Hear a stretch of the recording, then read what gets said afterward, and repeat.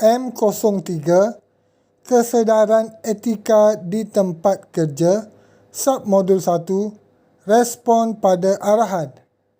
Isi kandungan. Tujuan. Pengenalan pada tajuk ini menceritakan berkenaan yang pertama, hierarki dan tahap kuasa. Yang kedua, carta organisasi. Yang ketiga, prinsip rantaian perintah. Dan yang keempat, garis panduan kerja. Kertas penerangan ini bertujuan untuk menerangkan mengenai tahap hierarki dan autoriti, rantaian perintah, proses peranan kerja dan arahan penyampaian kepada pihak berkenaan. Pengenalan. Pemahaman mengenai tahap hierarki dan autoriti serta rantaian perintah adalah penting bagi menggambarkan tingkah laku etika kerja yang baik. Peranan kerja adalah berdasarkan prinsip rantaian perintah dan garis panduan kerja melalui arahan kerja yang baik. Hierarki dan tahap kuasa. Hierarki autoriti dalam sesebuah organisasi akan dapat memberi manfaat kepada organisasi itu dan pekerjanya. Sesebuah organisasi akan bertambah maju apabila pihak pengurusannya terampil dan pekerjanya yakin pihak pengurusan dapat membantu perkembangan kerjaya mereka. Hierarki juga merupakan satu kaedah bagi mengekalkan integriti pengurusan. Autoriti seseorang itu bertambah mengikut peningkatan kedudukannya dalam organisasi itu. Hierarki autoriti dalam sesebuah organisasi adalah penting untuk kejayaan yang berterusan. Berikut menunjukkan contoh tahap hierarki di sesebuah tempat kerja. Lembaga, Presiden, Timbalan Presiden, Ketua Jabatan, Penyelia dan pekerja. Arahan akan bermula pada tahap hierarki yang paling tinggi dan turun hingga ke paling bawah. Manakala keputusan pula adalah proses dua hala yang mana keputusan boleh bermula daripada atas ke bawah dan kembali daripada bawah ke atas balik untuk mendapat keputusan yang baik. Carta organisasi.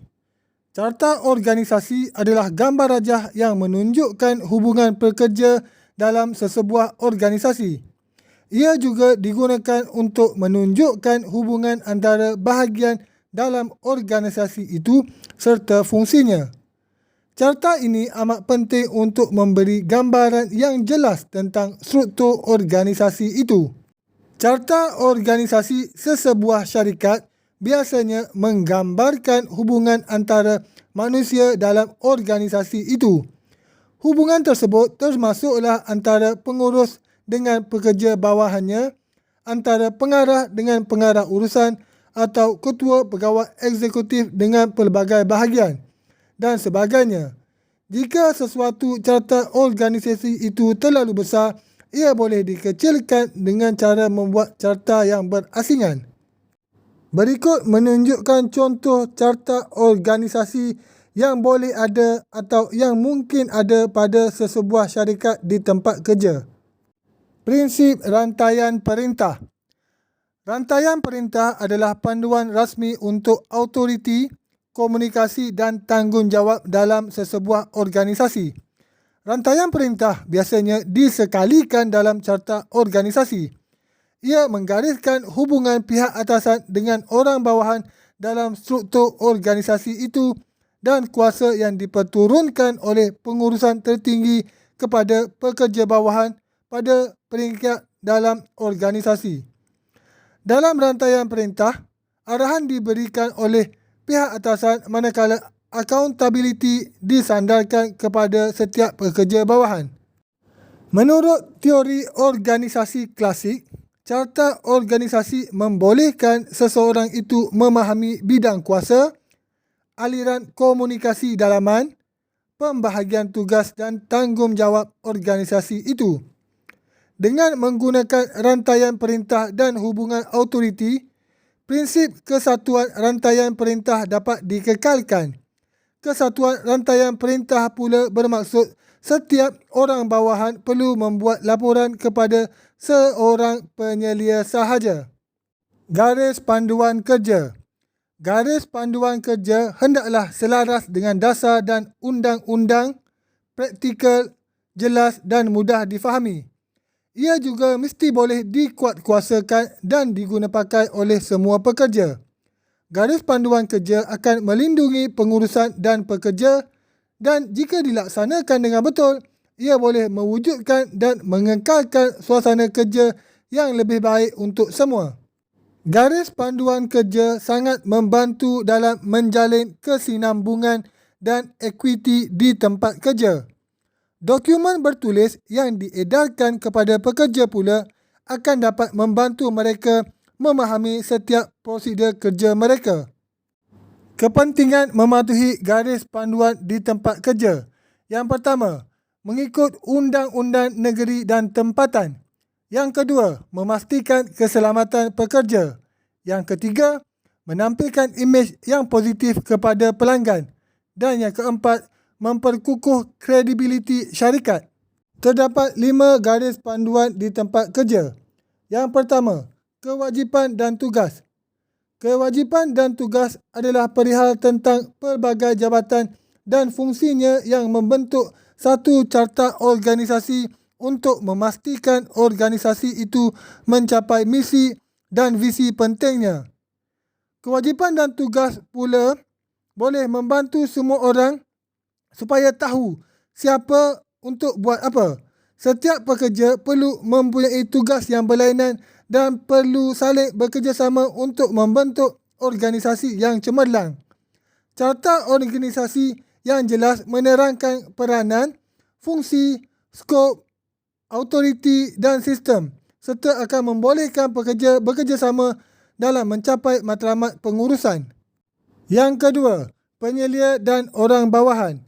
Penyelia ialah orang yang lebih kanan berbanding dengan orang yang lain dari segi pangkat, kedudukan dan status. Dari segi pekerjaan, ia boleh merupakan rakan sekerja yang berpangkat lebih tinggi seperti pengurus, ketua bahagian dan pegawai kanan. Manakala orang bawahan pula ialah orang yang di bawah kuasa atau di bawah kawalan dalam sesuatu organisasi seperti pegawai rendah ataupun penolong. Yang ketiga, laluan pelaporan. Sesuatu carta organisasi yang memaparkan hierarki organisasi, laluan pelaporan yang jelas perlu ditonjolkan supaya petugas ataupun pekerja mendapat kefahaman yang jelas tentang struktur pelaporan. Salah satu kaedahnya ialah dengan menggunakan pengekodan warna atau barisan visual yang menunjukkan laluan pelaporan. Dalam carta organisasi, matriks yang hubungan pelaporannya dibuat dalam bentuk grid atau matriks dan bukan dalam bentuk hierarki tradisional. Laluan pelaporan yang jelas adalah penting untuk kejayaan operasi organisasi itu. Yang keempat, pelantikan atau kontrak. Kontrak pekerjaan ialah perjanjian yang dibuat di antara majikan dengan pekerja yang melakar keadaan sebenar hubungan mereka, khususnya jenis ganjaran yang diperoleh setelah melaksanakan sesuatu kerja tertentu. Kontrak pekerjaan boleh membantu untuk menarik dan mengekalkan kaki tangan penting. Walaupun pekerja tidak boleh dipaksa untuk kekal dalam sesuatu organisasi, kontrak pekerjaan anda ada menyediakan notis yang munasabah sebelum berhenti, biasanya 60 hari sehingga 90 hari sebelum anda meletakkan notis berhenti. Berikut ditunjukkan contoh perjanjian kontrak pekerjaan yang ditandatangani oleh pekerja dengan majikan sebelum diterima bekerja pada sesuatu syarikat. Yang kelima, laluan kerjaya. Laluan kerjaya merujuk kepada perkembangan pekerja dalam sesuatu organisasi. Ia merujuk kepada pelbagai jawatan yang disandang oleh pekerja itu dalam perkembangan kerjayanya. Seseorang pekerja boleh bergerak secara menegak, mendata ataupun melintang apabila Menjawat jawatan yang berbeza peranan. Laluan kerjaya sering digunakan secara bertukar ganti dengan tangga kerjaya. Kebanyakan syarikat yang berjaya merancang laluan ataupun tangga kerjaya pekerjanya dengan menggambarkan kedudukan mereka yang realistik pada masa depan untuk mengekalkan mereka. Setelah mendapat idea yang jelas tentang kedudukan masa depan serta tanggungjawab, tugas, pekerja dan syarikat itu boleh mengenal pasti jenis latihan yang relevan untuk membina kecekapan dalam syarikat serta pekerja.